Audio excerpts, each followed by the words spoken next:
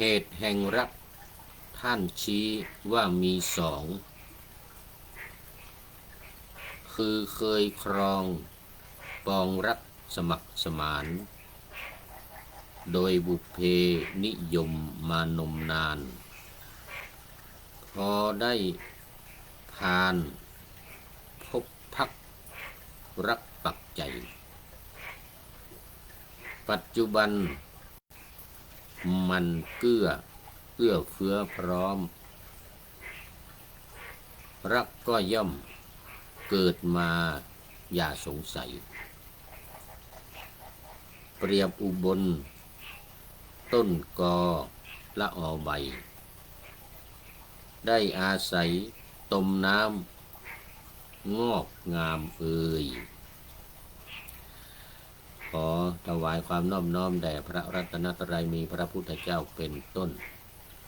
ขอถวายความเคารพพระมหาเถระพระเถรานุเถระเจ้าคณะพระสังฆาธิการทั่วโลกมีพระเดชพระคุณพระธรรมเสนาบดีเจ้าคณะภาค7วัดพระธาตุสุเทพเป็นต้นและขออำนวยพรแด่ท่านผู้ฟังท่านผู้ชมสาธุชนพุทธบริษัททั้งหลายวันนี้รายการธรรมทัศน์ของวัดพระธาตุดอยสุเทพออกอากาศทางสถานีวิทยุวปท2จังหวัดเชียงใหม่มีร้อยเอกจำนงปัญญาวัฒโนเป็นหัวหน้าสถานีและอาตมาภาพพระครูปริยัติยานุศาสตร์เป็นผู้บรรยายเป็นประจำทุกวันไม่มีหยุดเวลา7:30 นาทีถึง8 นาฬิกา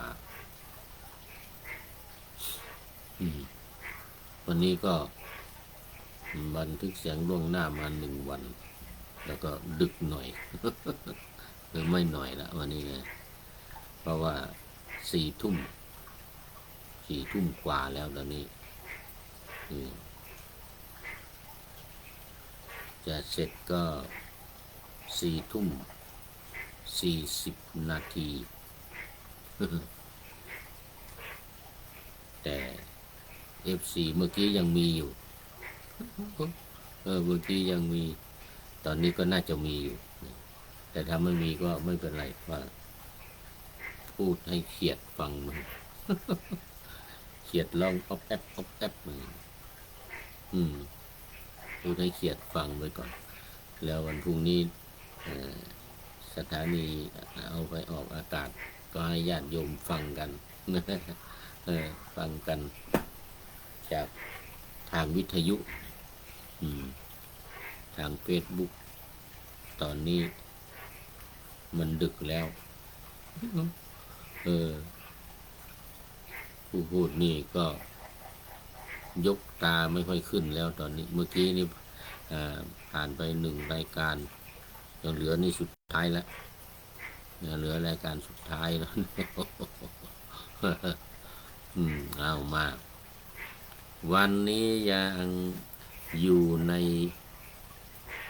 เขาเรียกว่าสหัสวรรษสหัสวรรษที่8เป็นวรรคที่8แล้วก็เป็นเรื่องที่12เรื่องพระปตาจาราเถรีเนี่ยเถรีบ้าง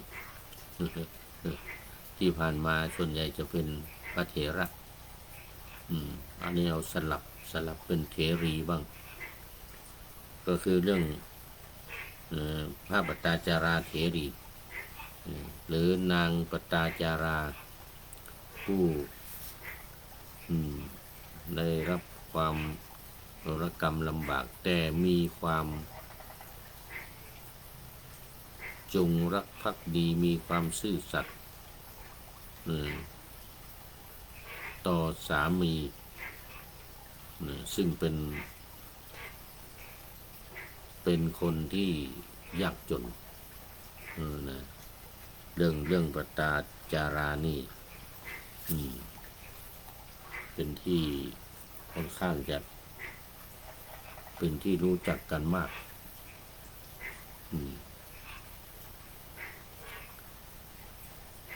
เออขัดสำหรับคาถาธรรมะก็คือ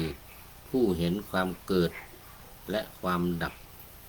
แม้มีชีวิตอยู่เพียงวันเดียวประเสริฐกว่าผู้ไม่เห็นความเกิดและความดับที่มีชีวิตอยู่ตั้ง100 ปี100 ปีคือเห็นความเกิดความดับนี่หมายถึงเห็นความเกิดและความดับของขันธ์ห้านะเห็นความเกิดและความดับของขันธ์ห้าขันธ์ห้าคือรูปเวทนาสัญญาสังขารวิญญาณนี่แหละคือร่างกายของเราเนี่ยตัวของเรานี่ที่เรียกว่าขันธ์ห้านี่เพราะอะไรเพราะมันมีการเกิดขึ้นแล้วก็ตั้งอยู่แล้วก็ดับไปเป็นอย่างนี้เป็นอย่างนี้ตลอดเกิดขึ้นตั้งอยู่ดับไปไม่มีใครอยู่ค้ำฟ้า ไม่มีใครอยู่ค้ำฟ้าตามอายุไขปัจจุบันนี้เราอายุไขกันนะอายุไขก็คือต่ำสุด80 ปีสูงสุด120ถ้าปานกลางนี่ก็90 100นี่แหละรู้สึกมีเยอะอยู่ทีนี้90แต่ส่วนใหญ่90ขึ้นไปนี่ก็ไม่ค่อยอยู่ อยู่ก็ติดเตียงแต่เมื่อวานนี้ไปพบมาไปเจอมาท่านหนึ่งอายุ95แต่ไม่ติดเตียงไม่ป่วยติดเตียงไม่รู้เรื่องนี้เลยไม่ใช่ลุกขึ้นนั่งพูดคุยจ้อสบายเลยกินข้าวล้ำก็กินข้าวล้ำว่านะกินข้าวล้ำสบายว่างั้นนะโอ้ชื่อไม่คำแต่ไม่ได้หมายถึงคำคนแก่นั่นนะท่าทางใจดีลูกหัวบ่มีเป็นดีเอ็นดูร่ำนั่นนะแรงนี้แดดอ่อนบะหันคำเคยมาประจำคำไปไหนนี่นะ เพลงของจรัญมโนเพชรนี่อันนี้ไม่ใช่อันนี้คำจริงคำไม่ใช่คำคนแก่ที่จรัญมโนเพชรร้อง เป็นแม่ยาย เขาเรียกยายคำเป็นแม่ยายของโยมสมบูรณ์เสี่ยวกันอายุเท่ากัน เป็นเสี่ยวเมื่อวานนี้ไปหลังจากไปงานศพที่เล่าให้ฟังนะไปงานบำเพ็ญกุศลอุทิศให้รองศาสตราจารย์ดร. อินถาศิริวัลย์เมื่อวานเนี่ยที่วัดศรีปันเงินเสร็จแล้วขากลับมาปนานสมบูรณ์ซึ่งเป็นเพื่อนกันนี่เป็นเพื่อนกันตั้งแต่นู้นแต่เป็นพระอยู่วัดมหาธาตุแต่เขาอยู่วัดมหาธาตุแต่เรานี่ไปปฏิบัติธรรมที่คณะ5แต่ปนานสมบูรณ์นี่อยู่คณะ6อยู่คณะ6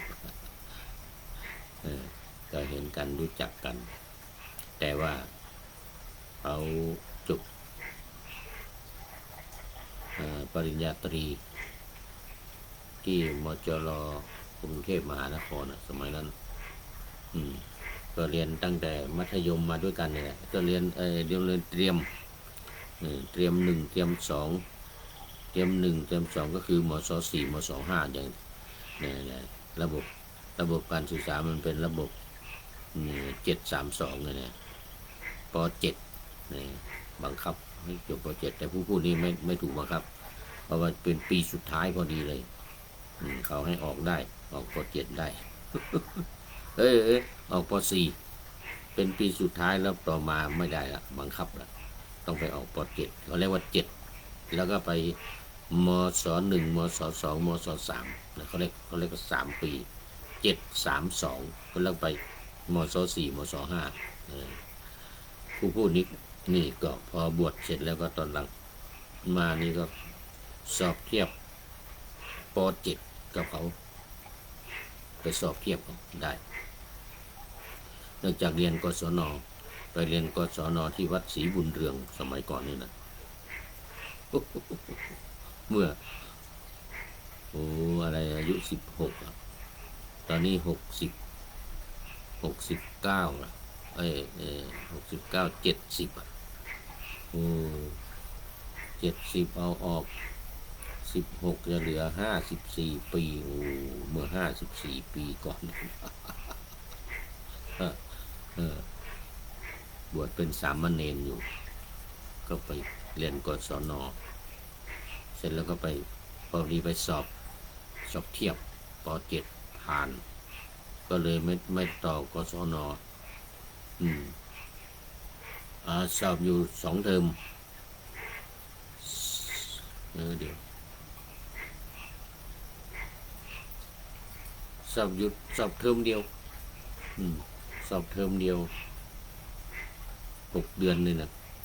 สอบเทอมเดียว6 เดือนคือกศนระดับป.7 เนี่ยมันเรียนแค่2 เทอมใช่ไหมเรียนแค่2 เทอมสอบแค่เทอมเดียวแล้วไปสอบเทียบผ่านป.7 ก็ไปเรียนต่อที่กรุงเทพไปเรียนมศ1ถึงมศ3แต่ว่ามันเป็นเขาเรียกบาลีอบรมของพระเนนนี่นะเรียนแค่2 ปีเรียนรัดอบรมกันแค่2 ปีก็จบเทียบเท่ากับมศ3ก็ไปเรียน2 ปีเพราะนั้น2521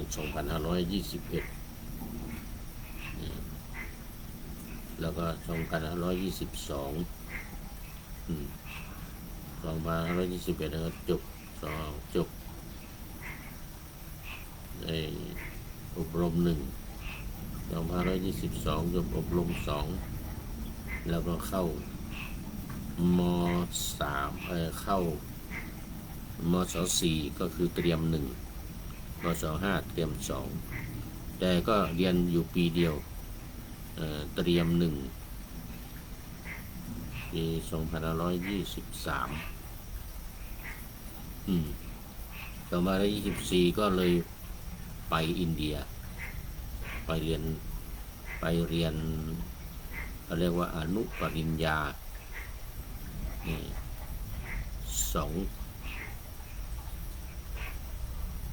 2 ปี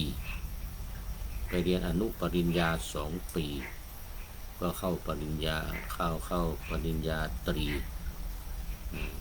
ก็เข้าเรียนปริญญาตรีไปเลยไปเรียนเตรียมก่อนเขาเรียกเตรียมปริญญาตรีคนจริงเราเรียนอยู่ที่กรุงเทพนะก็เตรียมปริญญาตรีนั่นแหละมศ4มศ5แต่เรียนอยู่ปีเดียวไปเข้าไปอินเดียไปเข้าเรียนไอ้นี่ใหม่เรียนเตรียมใหม่เขาเรียกดิโพมาก็เรียนดิโพมามัน1 ปีเท่ากันกับมศ5หรือเตรียม2นะเตรียม2มศ5เท่ากันเสร็จแล้วก็เข้าเรียนปริญญาตรีเข้าเรียนปริญญาตรีก็เลยเป็นแบบว่าไปมันถึงอยู่กรุงเทพมันก็เท่ากันเพราะว่ามันต้องเรียนมศ4มศ5เตรียม1เตรียม2ใช่ไหมเราเรียนแค่เตรียม1เรียนเตรียม1แล้วก็เอาปริญญาธรรมพอดีมันสอบประโยค4ได้สอบบาลีประโยค4ได้เอาประโยค4เนี่ยไปเรียนไปทำเขาเรียกดิโพลมา1 ปีแล้วก็เข้าปริญญาตรีเข้าเรียนปริญญาตรีคราวนี้4 ปี โอ้เดี๋ยว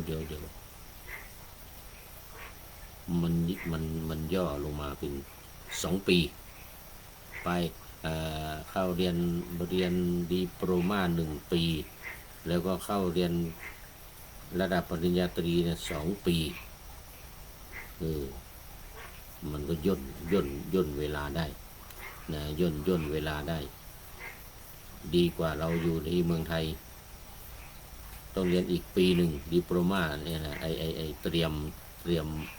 มศ.5นี่นะ1 ปีเสร็จแล้วต้องเรียนปริญญาตรีอีก4 ปีโอ้โหมันย่อกันมากมันย่อกันมากคือไปเรียนดิโปรมา1 ปีแล้วก็เข้าเรียนปริญญาตรีเนี่ย2 ปีเองดิโปรมาเนี่ยความจริงเขาก็ต้องเรียน2 ปีนะแต่ว่าเราไปเรียนปีเดียวแล้วก็สมัครสอบกับเขาที่เขาเรียนกัน2 ปีเขาไปเรียน2 ปีเนี่ยแต่เราเรียนปีเดียวแล้วก็สมัครสอบเลยเสร็จแล้วก็เข้าเรียนปริญญาตรีเนี่ยเพียง2 ปีเขาเรียกบาลีอาจาริยะเขาเรียกบาลีอาจาริยะเป็นระดับปริญญาตรีสายตรงคือภาษาบาลีเพราะเราจบภาษาบาลีไปประเรียนธรรม4 ประโยคแต่ในกรณีที่เขาจบประโยค6ไปนี่นะไม่ต้องเรียนดิโปรมาในที่ว่าเตรียมปริญญาตรีนะไม่ต้องเข้าเรียนปริญญาตรีเลย2 ปีเข้าเรียนปริญญาตรีเลย2 ปีเหมือนกับพระเดชพระคุณหลวงพ่อพระธรรมเสนาบดีเรานี่แหละตอนนั้นท่านก็ไปทีหลังปีหนึ่งแล้วก็ท่านได้ปริญญาธรรมตอนนั้นได้ประโยค6หรือ7นี่แหละ6นะนั่นน่าจะเป็นประโยค6ก็ไปสุรประโยค6ไปต่อไปเรียนพร้อมกันคือปริญญาตรี2 ปีนะเพราะไม่ต้องเรียนดิโปรมาไงไม่ต้องไปเรียนเตรียมปริญญาตรีไม่ต้องเข้าเรียนปริญญาตรีเลยท่านไปหลัง1 ปีก็ไปอยู่ที่เดียวกันมหาวิทยาลัยดาราพังคะสันสกฤตยูนิเวอร์ซิตี้แต่มีศูนย์การเรียนอยู่ที่นาลันทาก็ไปเรียนด้วยกันเป็นคลาสเมทนะเนี่ยอดีตพระคุณหลวงพ่อนี่เป็นคลาสเมทกันนะเนี่ยเรียนอยู่ด้วยกัน2 ปีพระเดชพระคุณหลวงพ่อก็จบกลับมาเมืองไทยเราก็ต่อปริญญาโทเราก็ต่อปริญญาโทอีก2 ปีเป็น6 ปีพระเดชพระคุณหลวงพ่อกลับมาหลวงพ่อก็จบเป็นปริญญาตรีแต่หลวงพ่อก็กลับมามีงานทางวัดพระธาตุดอยสุเทพก็เรียกตัวกลับ ไม่ได้ต่อปริญญาโทแต่สายภาษาบาลีนะสายภาษาบาลีถือว่าเป็นปริญญาโทนะไปทำปริญญาเอกได้เลยไปทำถ้าจบแล้วก็ไปทำปริญญาเอกได้เลยสมัยนั้นมีท่านเจ้าคุณพระวชิรศิกขาการตอนนี้อยู่ที่วัดสวนแก้วจังหวัดอ่างทองตอนนี้ยังอยู่ท่านก็จบพร้อมกันนี่แหละจบพร้อมกันเสร็จแล้วก็ไปเข้าเรียนต่อปริญญาเอกที่มหาวิทยาลัย เอ่อที่พาราณสี เดี๋ยวก่อนมหาวิทยาลัยสัมปุรณานันท์สันสกฤตยูนิเวอร์ซิตี้ที่เมืองพาราณสีไปต่อปริญญาเอกเลย แต่เราไปเรียนปริญญาโทก่อน ไปแยกสายไม่เรียนสายบาลี คือไปเรียนสายปรัชญาต้องไปทำปริญญาโทอีก2 ปี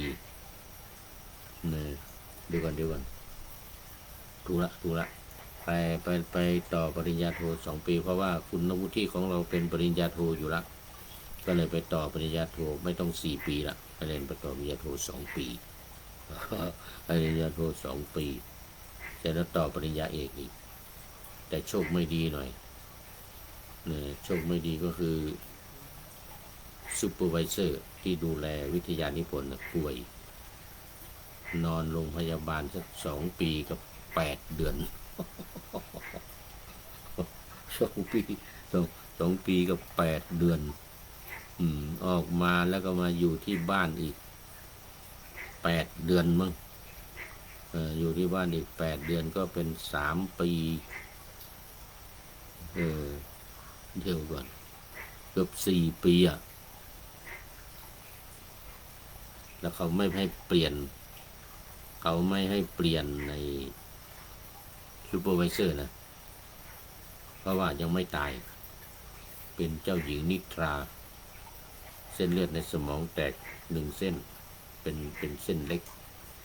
ก็นอนเป็นเจ้าหญิงนิทราอยู่เราก็ไปเยี่ยมโรงพยาบาลนะนุ่น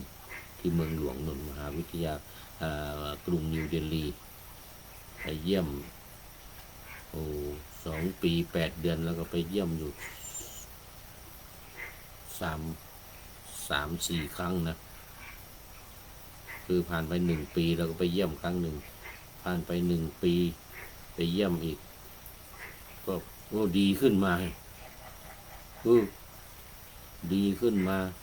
2 ปีนะ2 ปีผ่านไปนะนี่แล้วก็อยู่อีก8 เดือนเป็น2 ปี8 เดือนอยู่ในโรงพยาบาลแล้วออกจากโรงพยาบาลพออาการดีออกจากโรงพยาบาลก็ไป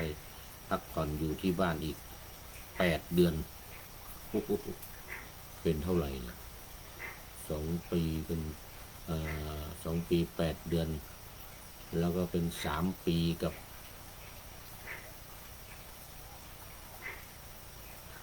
4 เดือนนะ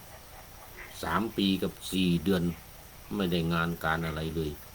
เราก็เขียนวิทยานิพนธ์อะไรเสร็จเรียบร้อยหมดแล้วรอแต่อาจารย์มามหาวิทยาลัยอยู่บ้านอีก8 เดือนแล้วก็มามหาวิทยาลัยก็3 ปี4 เดือนในช่วง3 ปี4 เดือนไม่ได้อะไรเลยก็เหลือเวลาอีกเขาให้ต่อได้ถึง6 ปีไงนะครับปริญญาเอกตามปกติ2 ปีผ่านไปแล้วเนี่ยก็สมิทงานต่อมหาวิทยาลัยได้แต่นี่3 ปี 4 เดือนก่อนหน้านั้นอีกก่อนนั้น1 ปีละ1 ปีก็เป็น4 ปีกับ4 เดือนเหลือเวลาอีกปีกับ8 เดือนออกมาแล้วนี่นะเรามีสิทธิ์นะเรามีสิทธิ์อีกเหลือเวลาอีกปีกับ8 เดือน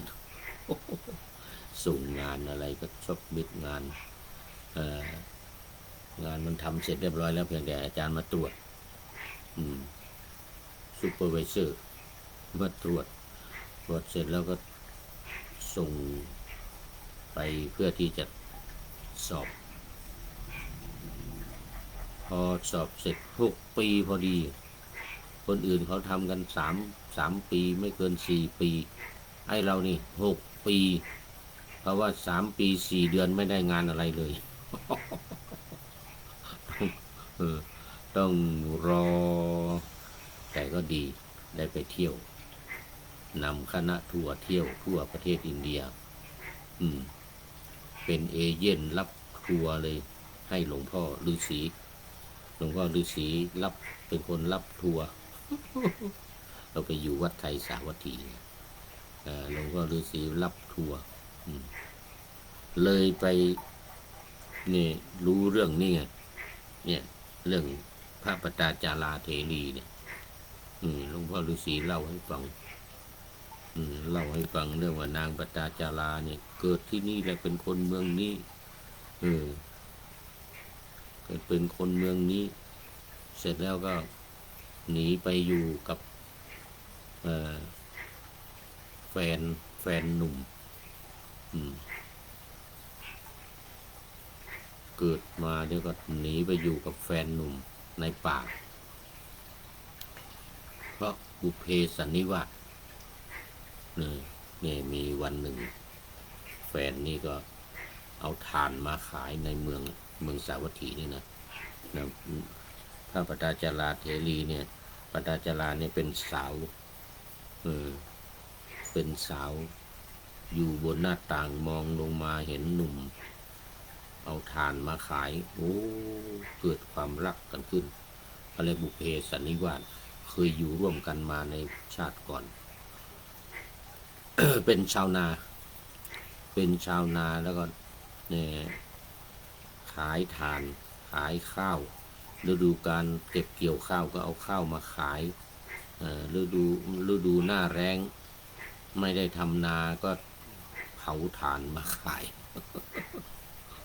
นางเปิดหน้าต่างลงมาเห็นโอ้เกิดความรักขึ้นก็ให้คนใช้ไปถามนี่ว่าให้เอาของบรรณาการไปให้ด้วยให้คนใช้ไปถามว่าจะกลับไปในป่าเมื่อไหร่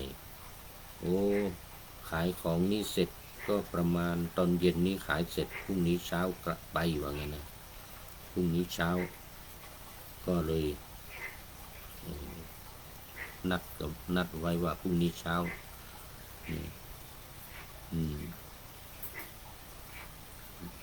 นายของฉันเนี่ยที่เอาของมาให้เนี่ย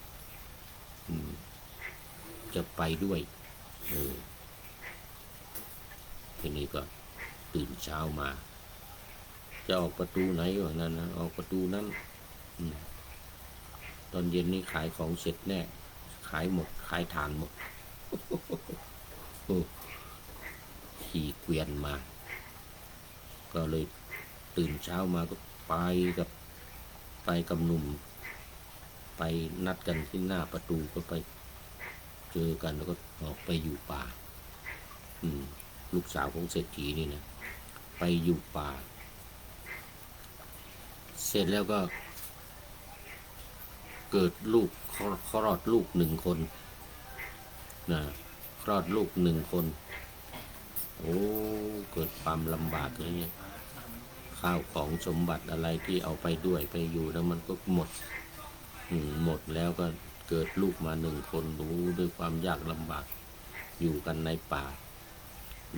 หน้าฤดูทำนาก็ทำนาหมดฤดูทำนาหน้าแล้งมาก็เผาถ่านขายเก็บข้าวไว้กินตลอดปีนะเก็บข้าวไว้กินที่เหลือก็ขายเอาข้าวไปขายแล้วที่เหลือก็เก็บไว้ตลอดปีเพราะว่าฤดูกาลหน้าแล้งเนี่ยมันไม่ได้ทำนาก็เผาถ่านไงเผาถ่านขายเกิดลูกมา1 คนแล้วก็ตั้งท้องอีก1 คนโอ้ลำบากมากก็เลยชักชวนกันว่าเรากลับไปบ้านดีกว่าไปหาพ่อแม่ไปอยู่บ้านพ่อแม่ก็เป็นเศรษฐีไม่ต้องมีปัญหาว่างั้นนะก็เลยพากันกลับพอมาถึงระหว่างทางก็ปวดท้องจะเกิดลูกสามีก็ไปหายามาถูกงูกัดตายอีก